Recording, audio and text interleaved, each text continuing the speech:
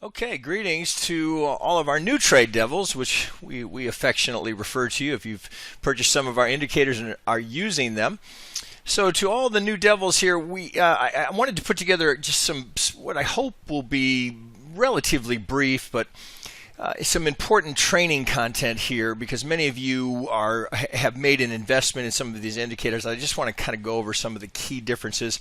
I've received a lot of questions about how to use differences, so just a few things. So I'm going to try and piece these together one at a time and isolate those questions that we're getting most regularly. So I'm going to do this in a couple of ways. I'm going to try and separate two different, certainly different bar types, because that makes a big difference. So in this particular video, I'm going to focus on the measured move and the Auto-Fibs indicators, which is what most of you have made the investment into. So let me say it this way. None of you have purchased something that didn't include the measured moves or the Auto-Fibs, right? So I know I'm speaking to anyone who made an investment, and that, of course, that's a result of what we showed in the Ninja webinar. So because of that, I'm going to separate this into a training series just focused on Auto-Fibs and measured move, the distinction, how they work together, and then I'm going to do some additional material on working with Renko bars and or tick or time based, because there's a huge difference between those two, and certainly with regards to risk management. So I just want to make that distinction, right? So you get clear, particularly those of you that are new to trading with Renko bars, because they can be deceptive with regards to risk management. So that will be a separate series, but I didn't want to include it here because those of you that are not using Renko bars, that won't apply. So that said, let's get back to the point here. So a lot of questions I'm getting about the measured move and the Auto-Fibs and the difference. If you have one, why do you need the other? Those kind of things, and how do they work together? So I think it's best here to just use some very current examples. So this is a 512 gold tick chart. Now I use gold for a couple of reasons. One, for years, gold was my absolute nemesis. Well, I should say the New York markets. Gold and crude, which I still think are some of the most difficult markets to trade, right? New York markets, they're just, maybe it's New York, but they're very difficult to trade.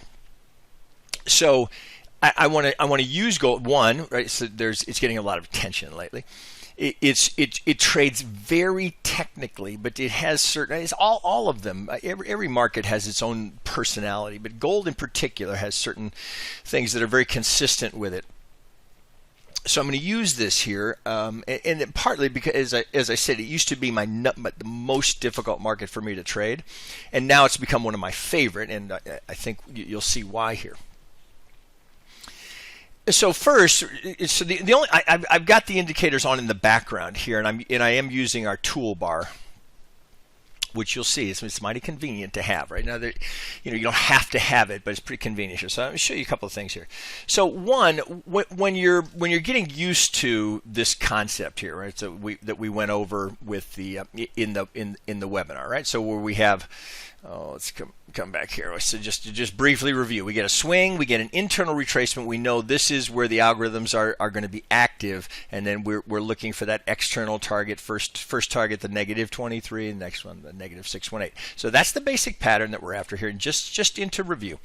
So with that premise, now what you'll find is once you start working with these, it'll get easier and easier, and your eye you'll get to where you can just spot them with your eye, or at least you'll know, well, I better check that because that looks technical. So let me give you an easy example here. Now I've been doing this for a long time, so these pop out to me rather easily. But let me just show you this. So we look here, it's just looking at here. So I'm just going back here. So here's Thursday, Friday. So Wednesday, Thursday, Friday. And this is part of that distinction between Auto-Fibs and measured move. Right? So Now, of course, as I said in the webinar, you could draw all of these and then just leave them up on your chart, but your chart's going to be, you're going to have challenges seeing what's going on because your chart's going to be full of lines. But something like this. So I can look at this pivot here and we'll say, well, okay, certainly something that was a trend change moment here. We come down to the low and just looking at that, well, you know, what does that look like, right? So it kind of looks like that footprint we're talking about. But note, it's over 3 days.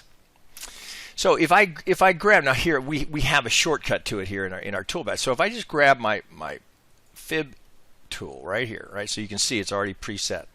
So I'm going to go right, oh, pardon me, I'm going to go right to this low, get it right on that. Okay, so now this is incredibly easy to miss if you don't have software keeping track of this for you, which is part of the advantage of the measured move indicator. So we're coming from the pivot here before we went down on Wednesday to Thursday's low, to the pre-market here, to just where we closed and where we come back. So we go, we go right into the golden zone. And I want to make a point of this. Note, it's not the 618. It's in between the two, right? And I talked about this in the webinar, and that was what I added to this because I kept seeing the 618 go 2, 3, 4, 5 ticks through and then turn and ultimately get to target. So you can't, and I know what they're doing here. What they're doing here is they're running the stops right before they take it, right? So this is just heartbreak, right? So people that wanted to be short, or I mean, who knows here? Maybe going between one day and the next, but what you'll see it on multiple degrees here. They're pumping the stops here that are on the other side of the 618 for the novice trader who doesn't know this, right? Or someone who just hasn't been explained this. So they're going to put their stop just on the other side. So let's say, hey, I'm going to give it 2 ticks to the other side of the 618, right? Boom. Heartbreak, right? So because you're like, oh, I had it right. I knew I had that. Right? That's what they're doing there. So be sure to make that distinction, 618 to 65. That's your golden zone, as we call it. So you see this over a couple of days. Now, of course, in the midst of that, there are going to be a series of additional smaller measured moves.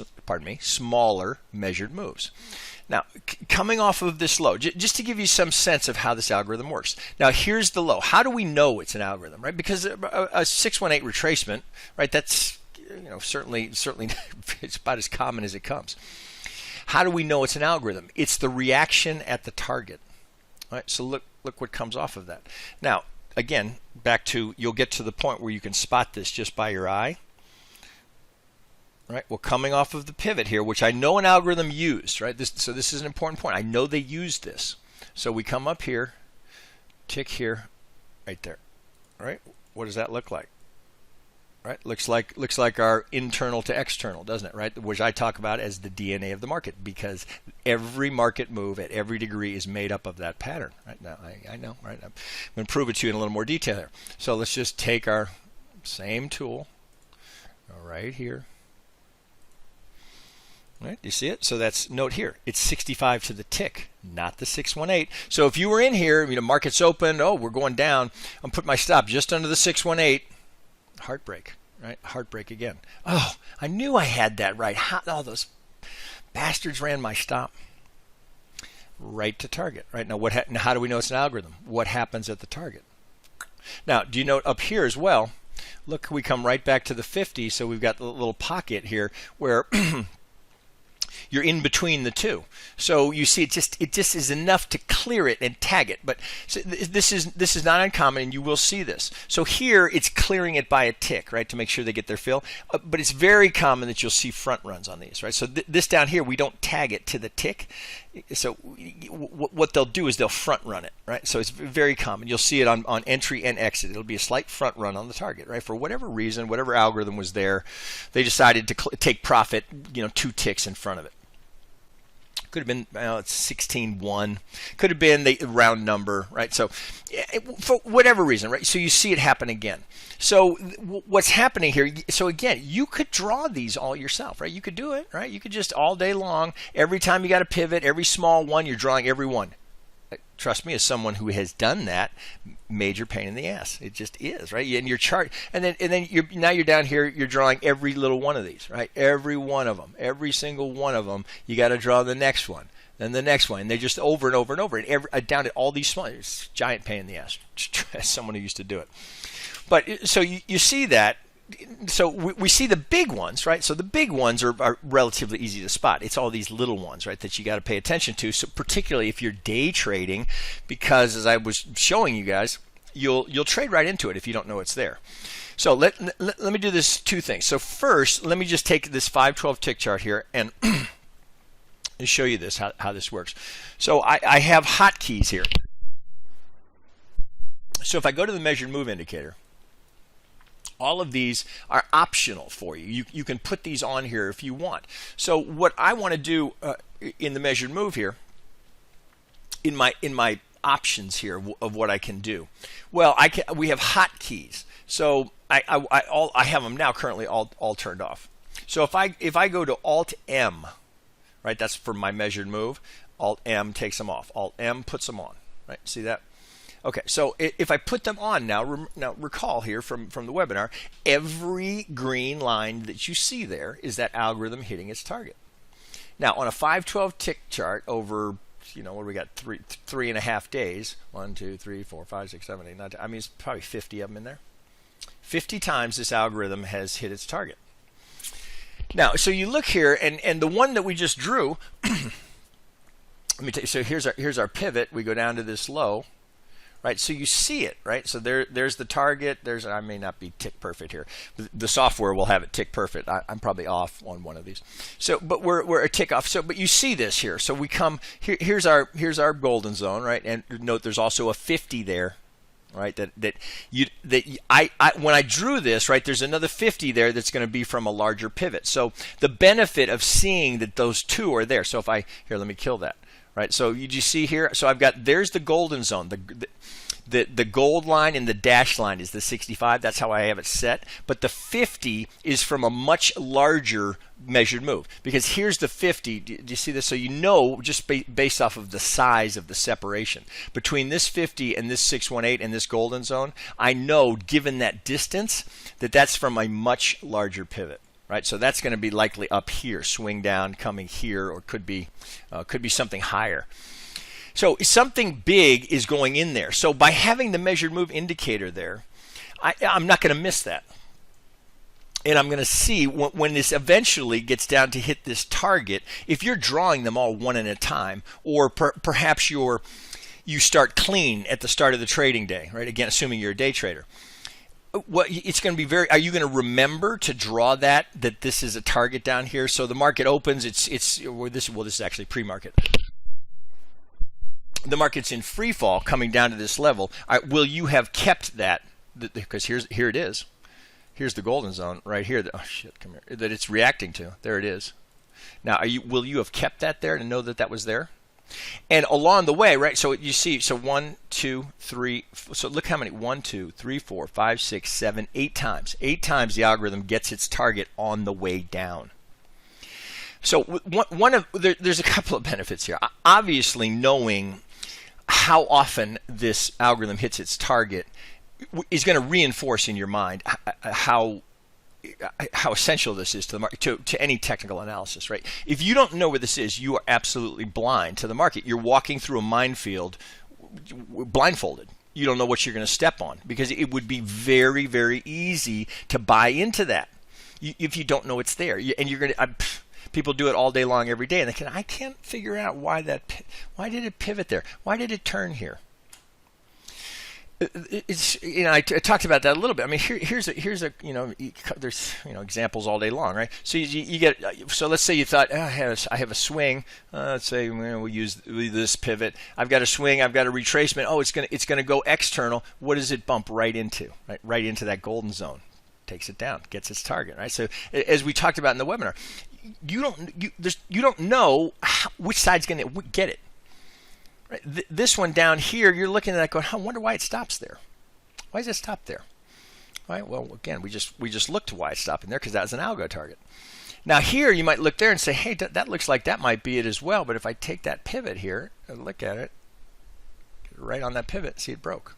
Right, so now you can set this to allow for a little to set it to break. So if I go to the if I go to the measured move indicator here, I can say allowed break percent. Now I keep it at 3 because I want to allow for a tick or two, because I am seeing more and more now that we've been teaching this for several years. I'm seeing more and more where they break by a tick, 1 or 2 ticks. So clearly the algorithm, by some of the participants that are using this, and God knows how many and who they are, we'll never know. Some of them have calibrated, because they've recalibrated to allow for a little bit more through the 65, because I'm seeing it go 1 or 2 ticks through the 65. So here's one where it goes through by 1 tick, but there's its target. So they seem to have, at least some of the players have recalibrated here. So I want to allow for a 3% break. So if it's 1 or 2, I want that to stay on the chart. Additionally, because if I were, and this is common, people will do this. If I'm looking at this going up and you're saying, well, I'm going to wait until it breaks that 65, you don't want to buy it on 1 tick through, because it'll do that. All right, so we'll look at some other examples and some tools that we use here to help us identify. But by the time usually it gets that far, if there's not some news event or something that's driving it, if I were trading that, I'd be looking for this to come down here. I want to see, can I get it here, right? And this just free falls right to the target. So who wins, right? Obviously this guy wins, right? This one, even though it went through by a tick, he still gets his target right here, right? And then it starts again. You see it again, right? So from here, here we go to the 50, gets its tick, right? But what does it run into there? There's a 50. Do you see how big that is? So this is what you'll get from the measured moves. Do you see there's the 50 and the golden zone is down here that's pulling from, but given the size of that, I know it's a big one. So let's just see here if it's this one, right? Looks like it. Okay, so that's in this entire swing, which, by the way, here just using our little toolbar, I can draw that up and say that's 272 ticks that went straight up. 272 ticks, $27.20 in dollars, right? It's easy in gold, it's $10 a tick. But as we come all the way down here, right? So it's running into that 50. So it bumps into it. Now it heads up, but again, you see, this is why you have to. I would encourage you to have this, right? So as it's going up, what does it run into? Right, golden zone. I mean, I remember showing examples like this last week, and those slides had to be put together a month ago, right? So here it is. This is Friday, right? 1, 2 runs into the 50 on this side. Well, this 50, so this golden zone here, this target, this has got a target way up here, right? So this algorithm here, from here to here, is trying to get to here. But what does it run into on the way? Right, this guy, right, who's got a target down here. Who's going to win? We have no idea. Now, again, we'll look at some ways that we use some other indicators to help us identify that. But this is, I'm kind of all over the place here. There's so much to it, and a lot of it is just going to come from experience. But now, so with all of this on the chart here, so I can see, all right, everything that's happened. Now, is this helping me going forward? Well, I'm kind of using the big one here as an example, because it's helping you in the sense that I want to know what the algorithm used last. Because if I see a pivot that I know it used, like, oh shit, where's that last one we just looked at? Like this one. Okay. Now, so I can see here that they use this as part of getting to that long-term target. So here, I don't have a pivot here that I know that they used, because it went, sure this you can see it went through, but I can't identify it as tick perfect. Here, this would be a little closer. Here, I know for sure they used it. So it's showing me all the pivots that have been used by the algorithm. So I want to pay attention to those. But in terms of the measured moves completing, is it helping me with the next trade? Well, this series of measured moves is obviously not helping me over here. But it might be, right? This is kind of the point I was trying to make before. Because of this giant one up here that's going down to get its target here, as I'm going through this, I get down to this level, and all of a sudden it starts to turn. Well, I want to know why that's starting to turn there.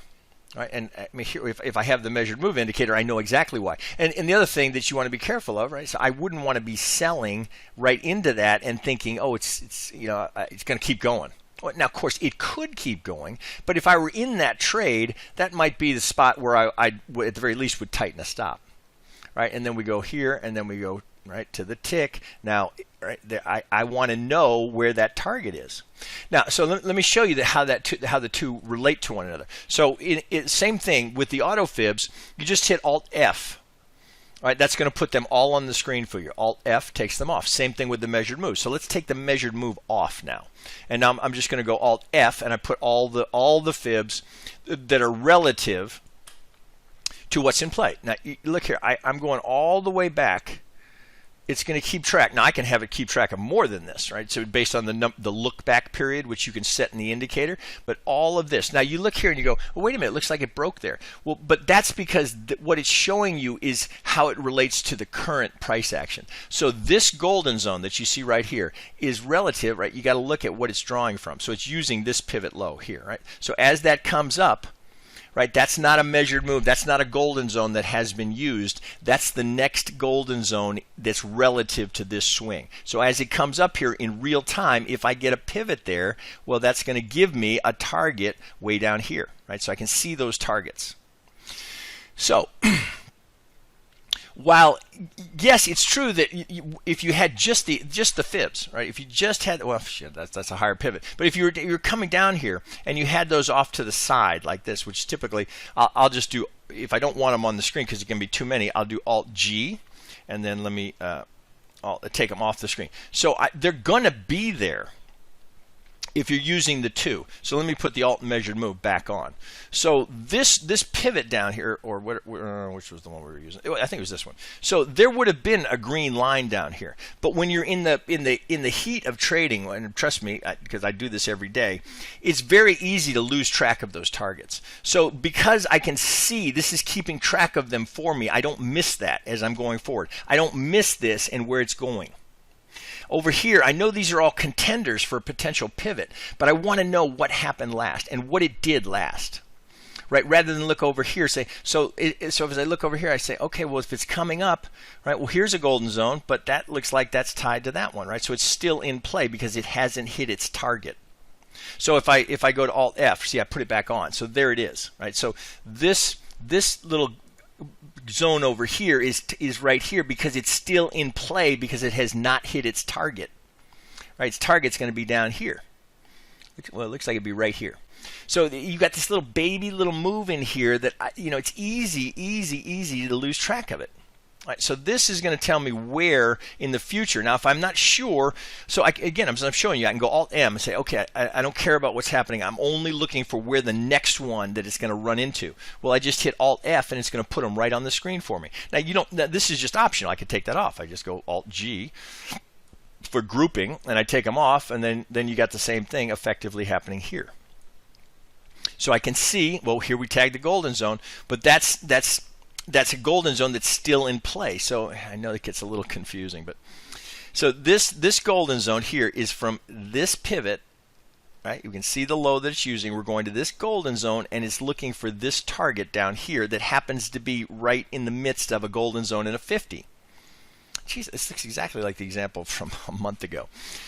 So do you see how they're stacked here on top of each other? Now, this can be a lot on your chart, right? But you want to pay attention to where they are. So typically what I'll do, if I'm about to enter the market, here's something that's just incredibly common, right? I see this all the time.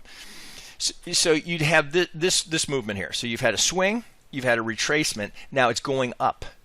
What does it run into? Right? The algorithm is sitting there because it's that swing low to that swing high. Now, it doesn't get to target here. Right, and that's too far because there's nothing there. All right, so if I go to an alt, if I put my measured moves back on, well, there's nothing here, so it's gone too far. So now I swing up. Now I'm here back at the golden zone. Now note here, I've got a little one here, but note that's a 2-tick break. Now you can clean that up. So we could in the settings, I could go to Auto-Fibs, and I could say, number of ticks that I would allow, minimum ticks in break. So I could say 0. So I don't want to allow for any break. Right? Now if I go back here, right, it's going to only show them that held it to the tick. So this one is a break, but there's actually 2 of them in there. So this one shows it. This one shows it. Now, measured move, I still have it going through because I have that at that 3%. If I do that, and this is up to the individual user, if I want to go to the measured move indicator and say percent break 0, I don't want to allow it. Okay, now that's gone. So if I go back here, now it's only in the context of tagging. So if it goes one tick through, right? I don't want to see it. I know that's confusing there, but that's only because there's multiple pivots, right? So you can see it's drawing from this, and then there's a little one as well that's allowing for that break there, because it's a different pull, right? So we've got this one that's broken, and then this one that has not broken. So so it's up to the individual as to whether or not you want to be that tight with it. But again, having done this for a long time, the other thing here is that what that's showing you here is the next time down. So here's the swing, right? The next time down, it's not what's happened in the past. That's the next golden zone that's on deck. So swing high to swing low, not this one. Let's see if I can show you here. Come here. Here to here, right? So we have a break on this one, but this one has not broken. That's why that's still there. So, all right, if I go to the measured move, let's see, let's take these off. Right, you see measured move, I set to 0, so it's not even showing over here because it broke by a tick. But it's not showing you what's coming up in the future. Maybe that's the best example right there. So by making it that tight, I only see the last measured move and where its target is. So if I'm in the heat of the battle and I'm trading, I don't want to lose track of that, because I know that that's a target down here for this algorithm here that sold it right here. I don't want to lose track of that. Now, if I go back and I put my fibs on, well, this is going to show me where the next action is. If that's too much on my chart, because it can be, then I just go to Alt G. Now I know that the next golden zone that it's going to run into is going to, as it comes down, is going to be right here, and there's the 50. So there's that potential reversal zone, which has that as its target. But that can be, while you're first getting used to this, it might be better for you to put them on here so you can see. So that this target here, not this one, right? So this has that target right there. This, and we talked about this as well. This golden zone here, right here, has a target down here, right? You can see the line. Right, you can see it right there, right, on the way, right? So it doesn't get to target. Right, we got another one here, but see, it can be very confusing. So you look here and you're like, oh, that must be the target. Oh, no, that's the target relative to a higher one, because this has got to be relative to something higher. Right, because it's coming down to it, not going up to it. There's nothing up to go up to. So it's looking to come down and get that target. I know I'm probably confusing you, but it's getting comfortable with that balance between historically, what did the algorithm use and did it get to target? And then what's coming in the future? So if I were trading this, I was looking at it, so typically I will, if I'm about to enter the market, I might come back and bring this on just so I don't miss one. Right, so I don't want to buy in right into that. So you get the good example, right? So you don't want to buy right into that. You have to know that that's there, because I promise you, somebody's long there and they don't know that it's there, and down they go. Got it. You really, ideally, if money were no object, of course you'd want to have both. Let me say it that way. If you're on a budget, or you're just kind of stair-stepping into this and you want to get comfortable with it, well, of the two, if I had to pick one, it's not.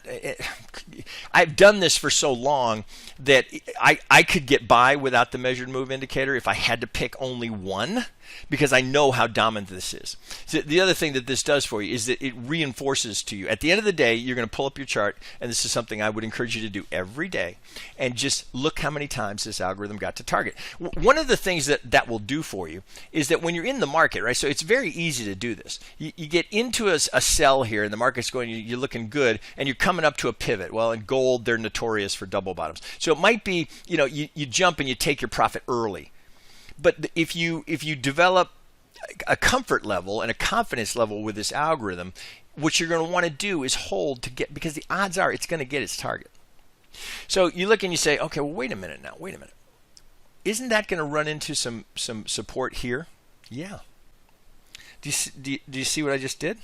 So this one's coming down here. Now, right, let me just, so if you sold it here, right, you're up you're up right there. You're up $580.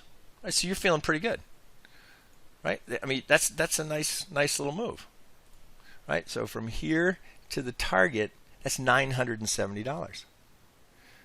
Right? That's a 97 tick move. Doesn't look like it would be that big, doesn't it? It looks like, oh, what'd you get there? 150? That's a huge move. But look what happens here.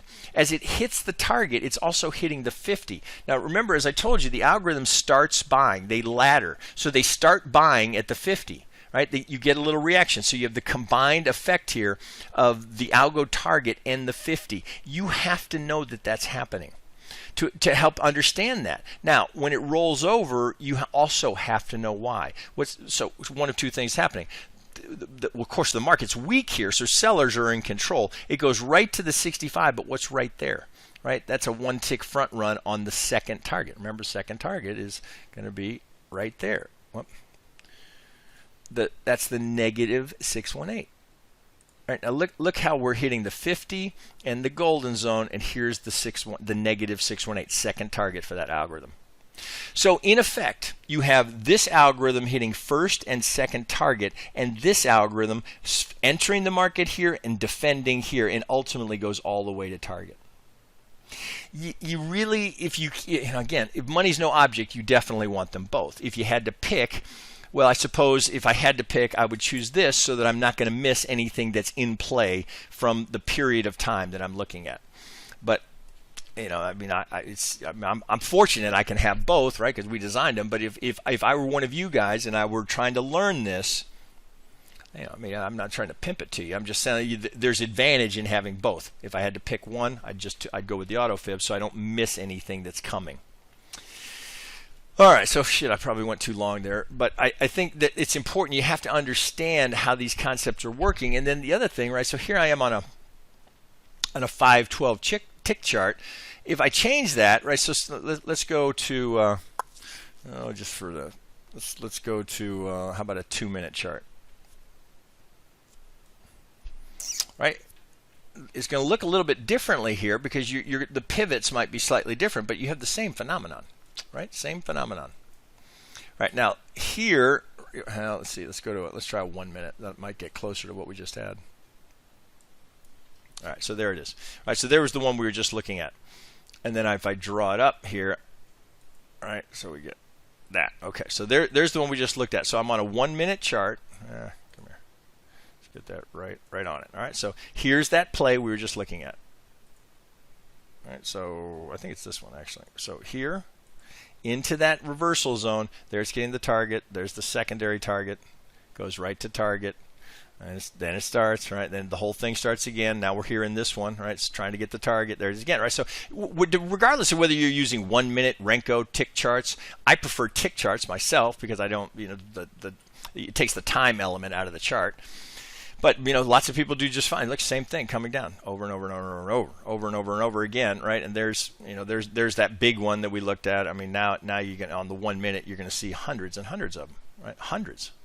Right? It's DNA of the market. That's how it works, right? So here's a huge one right into golden zone, all day long, all right? So hopefully that makes that distinction between how they work together. What did they use last? What's in play? What's a pivot that I know they used? And what are all the new pivots that are coming up that could be in play? Right? You see how we're pulling from every one of these pivots to give you all of those because you don't know which one they're going to use if you're just using Auto-Fibs. Right, so maybe this is the closing comment. If you're just looking currently, you can look back here and say, well, did they use that previously? Oh, I don't know. It's a pivot. Did they use it? If I have the measured move, I know what they used, right? I know they used that. I know that was a target. This, nothing there, right? So something was happening on a larger degree.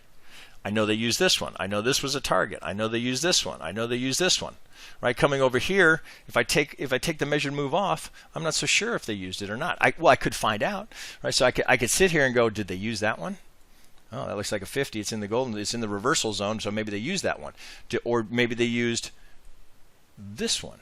Did they use that one? Oh, now we're right in the golden zone, right? Or did they use this one? I mean, you can do that, but what a pain in the ass. All right, that's probably long enough there. Okay, I didn't want these to be that long, but there's 34 minutes. Hopefully that's helpful and makes some sense of the distinction between the two and how to use them. Okay, guys, I'll be back. I'm going to try and do 3 or 4 of these specific to some of the questions we got.